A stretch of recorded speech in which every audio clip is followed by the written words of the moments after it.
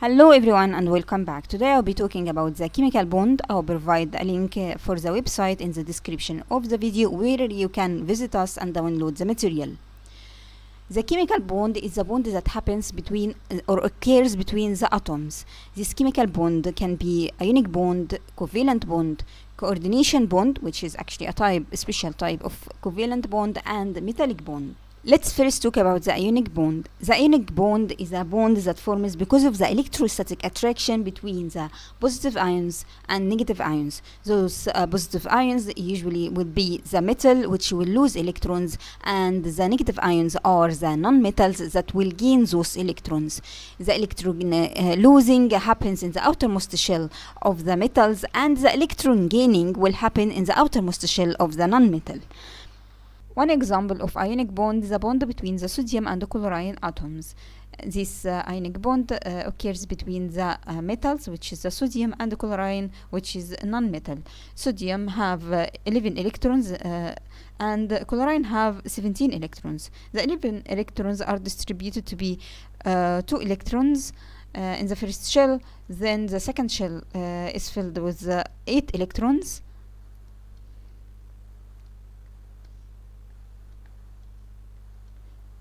And the third shell is filled with only 1 electron.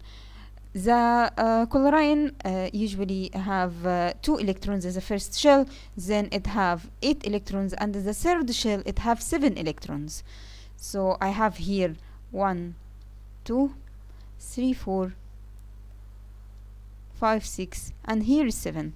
The ionic bond occurs when this electron from the sodium is transferred to the chlorine atom, and by that the sodium becomes, in the outermost shell it will have 0 electrons, and in chlorine it will have 8 electrons in the outermost shell. In that case, I will describe sodium to have positive charge because now it is a positive ion, and the chlorine with a negative charge on the top, indicating that it is a negative ion. When we draw this arrangement, the dots that you have seen in that previous example, you could see that in one of them I could draw the atom, the electrons as dots, and in the other atom I draw it as a crosses. I can also, if I have more than these 2 atoms, I would try to draw small circles or small triangles. Also, we can draw the outer electrons in pairs. So usually if you are drawing those electrons, it should be in pairs. You can see that I draw here 2 and 2 and 2, and then when this transfers it will be 2. So each time I'm trying to draw the electrons, I have to draw them in pairs to emphasize the number of bond pairs and the number of lone pairs as well. Now, if you looked at this another example, the ionic bond formed between the magnesium and oxygen. If I try to draw the outermost shell of magnesium actually have 12 electrons. In that case, if I try to write the distribution of those electrons, the first shell will have 2 electrons, the second will have 8 electrons, then the third will have 2 electrons. This means if I draw the outermost shell, I should draw 2 electrons. For oxygen, in that case, oxygen have only 8 electrons, so I will draw 2 electrons in the first shell and 6 electrons in the second shell. If I draw the electrons as dots, in that case I will draw 4 here, and I will leave this one and that one. The bond, the ionic bond that would form between the magnesium and oxygen means the transfer of this electron from this shell to that shell, and the transfer of this electron to oxygen shell. By that, the formed ionic bond can be written as magnesium with outermost shell is empty, and I will write here 2 positive, indicating the 2 electrons that are lost from the oxygen. And for oxygen, I will write 2 electrons for the indicating the 2 gained electrons during this process. Then I will draw the outermost shell of the oxygen by indicating the dots of the oxygen electrons, and I will use crosses for the magnesium electrons. Another example, if I looked at this example, it's the calcium chloride. In that in calcium chloride, we know that calcium have 20 electrons. Those 20 electrons are distributed to be 2 electrons in the first shell, the second and the third have 8 electrons, and the fourth have 2 electrons. For chlorine, like we said before, 2, 8, and 7. The chlorine, calcium chloride usually form ionic bond by sharing transferring one of the electrons from the calcium to one chlorine atom and the other calcium to another chlorine atom. In that case, if I try to draw the ionic bond, in that I could draw calcium to be an empty outermost shell, and I will write here the 2 positive, indicating the 2 electrons lost from the calcium, and in that case I will indicate the presence of negative charge on the first chlorine atom because it took one of the calcium electrons, and I will draw the other electrons like dots 1, 2, 3, 4, and in that case 5, 6, 7, and 1 cross, and the other chlorine atom will be similar to this one. If I draw it, I should draw it in the same manner and indicates the transfer of this electron to this chlorine atom. Calcium is binded with 2 chlorine atoms through ionic bond. If I try to write down the calcium chloride, it should be calcium Cl2, indicating the two atoms that binded with 1 calcium. Now moving to covalent bond. Covalent bond usually formed between the outermost shell of one atom and the other another atom. In that case, they will share those electrons. So not like the previous case where the electrons are transferred from one atom to another atom. They will only share those electrons. This means that the electrons will rotate around one nucleus at certain time, and will rotate around the other nucleus at around similar time. Covalent bond occur between 2 nonmetals, so I will have 2 nonmetals which will share one or more pairs of electrons. Because it's between the nonmetals, I can, in case of if it is only one single covalent bond, I can share this pair of electrons, which will be 1 electron from one atom and 1 electron from the other one to bond pair, and I can present it by lines between the 2 atoms. Like in that case, if I try to write the Cl2, I write down the bond between the Cl and the Cl as line between these 2 atoms. If I try to draw them, in that case I cannot draw. I will draw first the outermost shell of each one of them. So I have here 2, 2, 2, then here 1, and in the other chlorine atom I will also draw the 2, 2, and 2, and 1. In that case, I could see I cannot move one of these electrons to the other. Instead, I will share them. When I try to draw the sharing of these 2 electrons, I will just draw the 2 orbits overlapping. So this is one chlorine atom and this is the other chlorine atom, and I will normally draw the other electrons. But in here, I have to draw the one shared by this atom and the other shared by this atom, and for this one I will just draw the rest of the electrons. This crossing between the 2 shells means this is a covalent bond, not ionic bond. Now let's look at another example. In that case, if I looked at the nitrogen usually have 7 electrons. Those 7 electrons, I have 2 in the first in the first shell, and I have 5 in the second shell. And if I try to draw the outermost shell of the nitrogen, this means I have 1, 2, 3, 4, 5, and the other nitrogen will have also 5.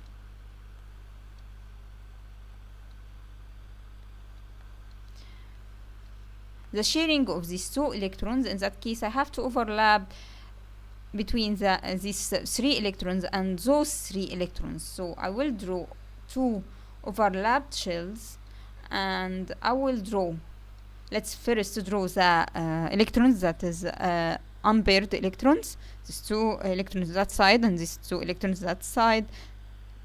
Then I will try to draw the electrons, the 3 electrons of that atom, which will be dots, 3 dots, because I have here 3 electrons, and in that case I will write 3 crosses indicating those 3 electrons on that atom. If I looked at the number of electrons, so it is 1, 2, 3, 4, 5, 6, 7, 8. In that case, I'm counting the number of electrons that side to be 8, and around this atom it's also 1, 2, 3, 4, 5, 6, 7, 8. So each nitrogen atom have 8 electrons in the outermost shell. You have to remember that this is the magic number that the outermost shell should be filled with. This is why the 2 atoms sharing electrons to try to reach this magic number with which is the filled atomic shell. Another example, the covalent bond between the hydrogen atoms. In the hydrogen atoms, each one of them have only 1 electrons. In that case, I will indicate this by 1 cross and here 1 dot. So they will share this bond, and I will write here hydrogen and will write here hydrogen, and for the shared electron it will be here dot and the cross. If I try to count the number of atoms, I will find that it is 1, 2 around this one, and it is also 1, 2 around this atom. This means they are sharing these 2 electrons. This would form the hydrogen molecules, which is the hydrogen gas. And if I'm trying to write down the covalent bond separated, so I write usually a bond between them because it's only 1 bond. In the previous case, if I looked at this one, this means I will replace each 2 electrons with one line, so the nitrogen and the nitrogen will have 3 lines in between, indicating the 3 covalent bonds that formed between this nitrogen and these nitrogen atoms. In another example, if I looked here at the hydrogen and the carbon, I have the outermost shell filled with 4 electrons only, and I have only 1 electron from 1 hydrogen. This means if I'm trying to reach the magic number, which is the 8, I need for the carbon to have another 4 electrons, share another 4 electrons. So in that case, it's not enough to share it with 1 atom. This is why I will need 4 hydrogen atoms, and the carbon will be in around the middle if I try to draw it, and I will try to draw the rest of the hydrogens on the 4 sides of the carbon atoms. In that case, each one of them shared with one electron, so each hydrogen atom shared the carbon with its hydrogen electron. Then the carbon shared the hydrogen with its outermost shell electrons, which is the 4. Now if I try to count the number of atoms, the number of electrons around the hydrogen, each hydrogen atom, it is 1, 2, and for the carbon it is 1, 2, 3, 4, 5, 6, 7, 8. So it reached also the number 8 in the outermost shell. If I try to draw the stick diagram, I will represent it in that case as carbon in the middle and 4 lines around the carbon atom. There are few exceptions in forming the covalent bond and trying to reach the octet number, which is the 8 in case of any other atom, either but the hydrogen. In case of hydrogen, it reaches 2, the other atoms is 8. I could see that one exception is a boron trifluoride. Boron in itself have 3 electrons in the outermost shell. So if I try to draw the boron atom, I will draw the boron with 3 electrons around it. While if I try to draw the fluoride have 9 electrons. In the first shell it have 2 electrons, second it have 7. In that case, if I try to draw the 7, so I have 1, 2, 3, 4, 5, 6, 7.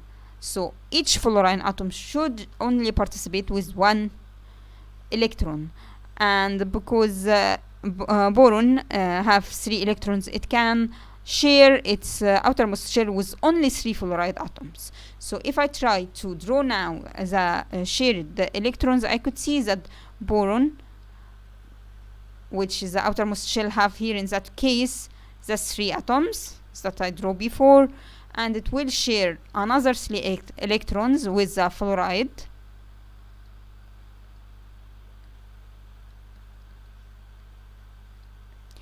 Now try to count the number of atoms around the boron. It is 1, 2, 3, 4, 5, 6. It's 6 electrons only. In that case, I would name the boron to be electron deficient, because it didn't reach the 8. It is deficiency happens with 2 electrons. We seen before the single covalent bond. This time we will see the multiple covalent bond. First is the double covalent bond. The double covalent bond, this means that each atom will share with 2 electrons with the other atom. If I looked at the oxygen, it have only 6 electrons in outermost shell. So this sharing of electrons, this means I will have 1 oxygen here atom and 1 oxygen. The outermost shell of each one of them have 6 electrons. So 1, 2, 3, 4, 5, 6. The other oxygen atom, I will try to draw it. 1, 2, 3, 4, 5, 6. If I try to count the number of atoms, number of electrons around this atom, it is 1, 2, 3, 4, 5, 6, 7, 8. So it reached the magic number, which is 8. Also, this one reached the 8 electrons in the outermost shell. But each one of them had to share 2 electrons from its outermost shell. If I looked at nitrogen, each one of them have 5 electrons. This means for each one of them to share, to get to the magic number, which is the 8, it have to share with 3 electrons. So if I try to draw the 2 nitrogen atoms in each one of case, I have to draw, so this is 1, 2, 3, 4, 5, and I will draw here circles 1, 2, 3, 4, 5. In that case, each one of them shared with 3 electrons the other atom. So if I try to draw the lines, there will be 3 lines indicating the 3 bond or the 3 shared electrons between each one of them. Example for the coordination bond, the coordination bond that forms between the ammonia and the another hydrogen. If you look here at the nitrogen, it has these 2 unbonded electrons, which are the lone pair electrons, and the hydrogen have no electrons. So the hydrogen can share, in that case, these 2 unpaired electrons with the nitrogen, and this sharing of this one single atom, we will these 2 electrons, we will name it the coordination bond. So the coordination bond is represented by an arrow between the nitrogen and the hydrogen. The other example is aluminum trichloride. In aluminum trichloride, 2 aluminum trichloride molecules will bind together, because if you look here at the aluminum, it have only 6 electrons in the outermost shell in each one of them. So they will share 2 electrons of this. So this aluminum atom will share these 2 electrons of this chlorine atom, and this aluminum atom will share these 2 electrons with this aluminum. With this chlorine atom, and we can indicate here by drawing the 2 aluminum in the middle, and in that case each 3 chlorine atoms on one side of this structure. You could, if you looked at the number of electrons around each one of them, you will find it to be 8. And I will indicate the coordination bond as an arrow between the Cl and the aluminum, because of the migrating, not migrating, the sharing of the electrons that comes from this chlorine to the aluminum. Moving to metallic bond. Metallic bond is actually a bond that forms between metals. These metals will arrange in a packed arrangement called lattice. This lattice is very strong. This is why the strength of the metal bond comes from, and these metal atoms in the metal lattice tends to lose electrons, and the outermost shell of them will be positive ions. delocalized electrons, because each one of them tends to lose electrons, will be mobile electrons. And these mobile electrons of the outermost shell of the metal occupy a new energy level where they have more freedom in moving throughout the metal lattice. And the moving around the metal lattice makes the metallic bond very strong, and the crystal lattice is held by electrostatic attraction between the positive charge, which is the nucleus, and the delocalized electrons. Metallic bond and the properties of metals. Most metals have high melting point and have high boiling point. This happens because you need a lot of energy to overcome the strong attraction that happens between the metal ions and the delocalized electrons, except of course for mercury. In mercury, the bond between the electrons and their nucleus is strong. That is why mercury is actually a liquid at room temperature. So the electrons are binded to their nucleus. While in case of the other metals, most electrons will be attracted to other nucleus of the other atoms. Metals conduct electricity because of the C, or the free electrons that move around this crystal lattice, except of course for graphite.